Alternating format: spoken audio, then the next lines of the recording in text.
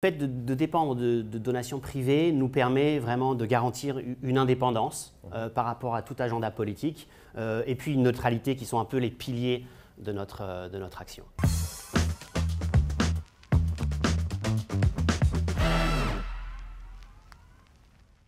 Aujourd'hui, j'ai le plaisir d'accueillir dans le studio Thomas Kaufmann, qui est le directeur général de Médecins sans frontières Luxembourg. Sois le bienvenu. Merci beaucoup Jérôme, merci pour l'invitation. Avec plaisir.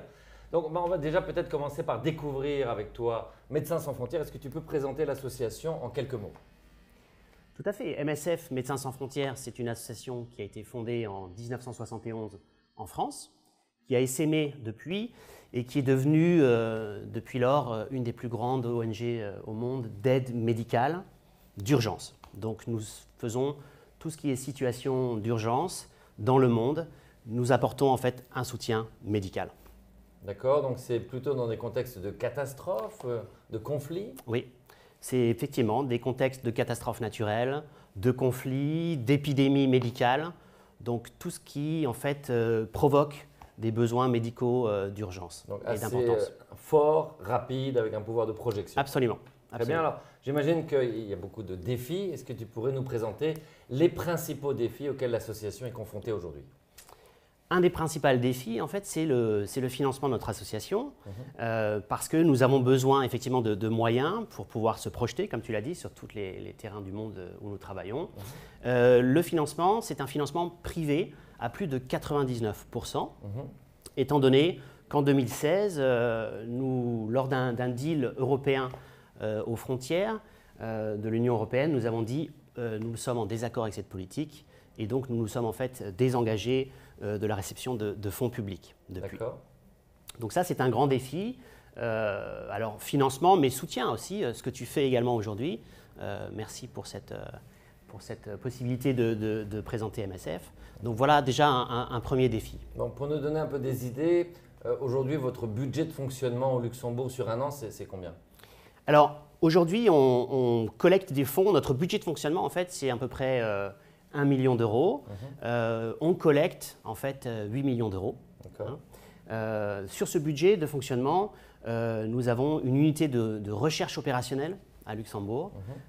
C'est en fait 12 collègues, 12 chercheurs dans différents domaines scientifiques qui vont en fait voir les différents projets que l'on fait et qui étudient comment améliorer par exemple la collecte de données pour pouvoir être plus efficace.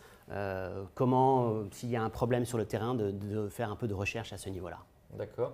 Oui, parce qu'évidemment, j'avais regardé dans les rapports annuels de certaines associations, on peut s'étonner que dans certains cas, il y a un énorme budget qui vient de l'Europe. Après, on a souvent le ministère des Affaires étrangères. Et bon, on n'a pas forcément besoin de creuser, mais j'imagine que ces dotations viennent aussi avec certaines obligations ou certainement un impact sur la gouvernance. Disons qu'effectivement, le fait de dépendre de donations privées nous permet vraiment de garantir une indépendance par rapport à tout agenda politique et puis une neutralité qui sont un peu les piliers de notre action. Parfait. Donc, on a le financement comme premier défi. Est-ce qu'il y a d'autres défis? Absolument.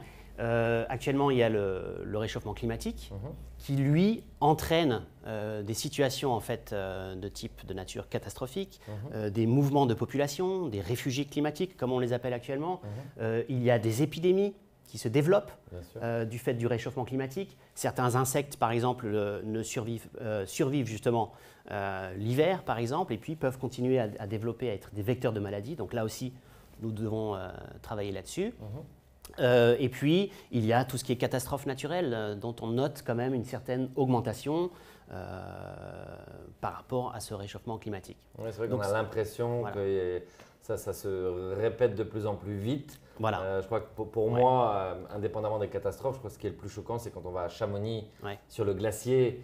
Il y a un train qui vous amène au glacier et puis ensuite vous descendez jusqu'au ras du glacier. Et au fur et à mesure que vous descendez l'escalier, vous avez les années. Absolument. Et vous vous apercevez qu'il y a 50 ans, le glacier était 40 mètres plus haut qu'aujourd'hui. Donc c'est vrai que ça illustre la violence de ce changement climatique.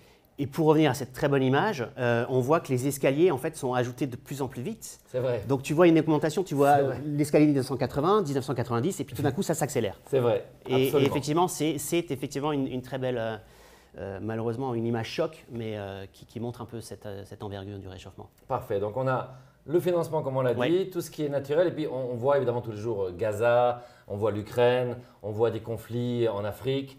J'imagine que le développement de ces conflits ont aussi un impact puisque tu interviens avec tes collègues dans des situations d'urgence. Comment est-ce qu'on gère? Est-ce que vous avez aujourd'hui des volontaires à Gaza ou pas? Absolument. Donc, dans tous nos projets, on travaille avec des collègues nationaux, donc un staff local, national, comme on l'appelle, et puis des volontaires internationaux. Nous en avons effectivement actuellement à Gaza. Nous travaillons en fait dans la bande de Gaza depuis 1989. Donc, nous avons une certaine expérience de travail là-bas. Et effectivement, on est présent en ce moment. Nous sommes présents en Ukraine. On est en fait présent dans différents types de conflits. Et effectivement, ce que l'on remarque, notamment avec la situation à Gaza, c'est une réduction en fait de ce qu'on appelle le champ humanitaire. Donc, c'est-à-dire que l'espace qui devrait être protégé pour qu'une action humanitaire puisse se développer, cet espace en fait se réduit. Se réduit pourquoi? Et parce qu'on se rend compte qu'en fait, de plus en plus, nos équipes ne peuvent pas travailler en toute sécurité. On voit que les hôpitaux sont bombardés. Il y a encore une dizaine d'années, lorsqu'un hôpital se faisait bombarder ou une ambulance touchée dans un échange de tirs, ça faisait scandale. Il y avait une certaine importance médiatique à dénoncer cela. On remarque malheureusement que cette situation-là, en fait, tend à être de plus en plus faible. Oui, c'est vrai. Donc, la sécurité du personnel qui doit être aussi une énorme priorité pour l'association. C'est fondamental, hein, la sécurité du personnel, mais plus loin que ça, c'est vraiment le respect de l'action humanitaire. Très bien. Alors, la principale question, je pense, hein, j'aime bien dire long story short, comment est-ce que les gens peuvent aider ton association au Luxembourg? Alors, pour nous aider, bien entendu, c'est faire un don. Il y a un soutien financier qui est important, comme je l'ai dit, étant donné qu'on travaille essentiellement avec des dons privés. Donc ça, c'est effectivement très important. Mais il y a aussi, et c'est ce que tu fais encore une fois, je te remercie pour cela aujourd'hui, c'est parler de ce qu'on fait. Hein.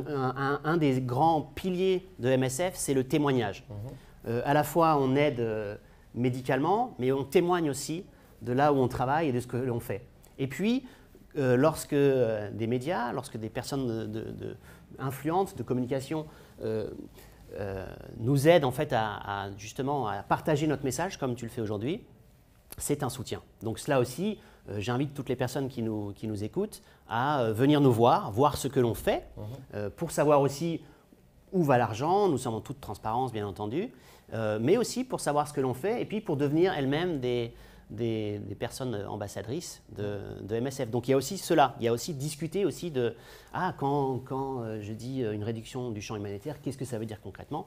Donc j'invite toujours des personnes à venir discuter avec nous et puis à diffuser un peu cela. Et puis on peut avoir un engagement bien sûr au sein de son entreprise et ça aussi c'est quelque chose à Luxembourg qui marche un peu de plus en plus, la responsabilité sociale des entreprises, l'engagement en fait des entreprises pour des causes bonnes, des causes justes. Donc c'est aussi quelque chose d'important. Alors on sait qu'au Luxembourg, les gens aiment bien savoir où va leur argent spécifiquement. Est-ce que si je donne X euros, je peux l'allouer à une action spéciale ou est-ce que je mets dans un pot commun qui est distribué à discrétion?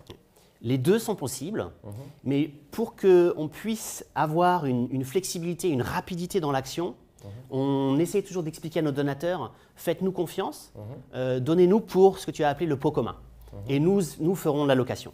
Ceci dit, bien entendu, lorsqu'il y a des urgences, il y a des personnes qui disent je veux donner spécifiquement pour le Maroc ou pour la Turquie quand il y a eu les séismes. Bien entendu, ça fait partie aussi de cela et c'est toujours respecté. Mais pour le long terme, on dit voilà, si vous voulez apporter un soutien qui ait encore plus d'impact, on dit du coup, laissez-nous faire l'allocation du fonds. Parfait. Alors, juste pour conclure, peut-être, en dehors de toutes les catastrophes qu'on n'arrive pas à anticiper dans les mois à venir, quelqu'un qui donne aujourd'hui, quelles sont les 3 principales actions qui vont être soutenues quoi qu'il arrive? Alors on sait que les grands conflits actuels que sont l'Ukraine, ce qui se passe au Moyen-Orient, au Proche-Orient, va continuer, va se poursuivre. Donc on sait que cela, il y aura, même si les guerres s'arrêtent, on sait qu'il y aura des besoins médicaux sur plusieurs mois. Voire plusieurs années, donc on sait que cela, on en aura toujours besoin.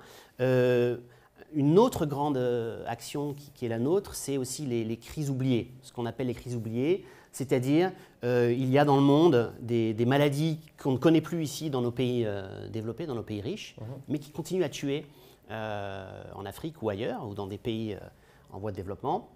Donc ça, c'est toujours ces crises-là sur lesquelles on va continuer à travailler. Je pense par exemple à Ebola, mais il y a plus généralement le paludisme ou d'autres épidémies. Donc ça, c'est toujours quelque chose qui est important pour nous. Et puis, on anticipe aussi toujours des catastrophes qui peuvent arriver et sur lesquelles on développe aussi du coup des fonds d'urgence, des fonds qui sont mobilisables rapidement. Parfait. Merci beaucoup pour ton temps. C'était donc Merci, Thomas Kaufmann de Médecins sans frontières. Je vous invite à aller sur msf.lu et évidemment à faire au moins une donation. Merci. Merci beaucoup. Merci Jérôme.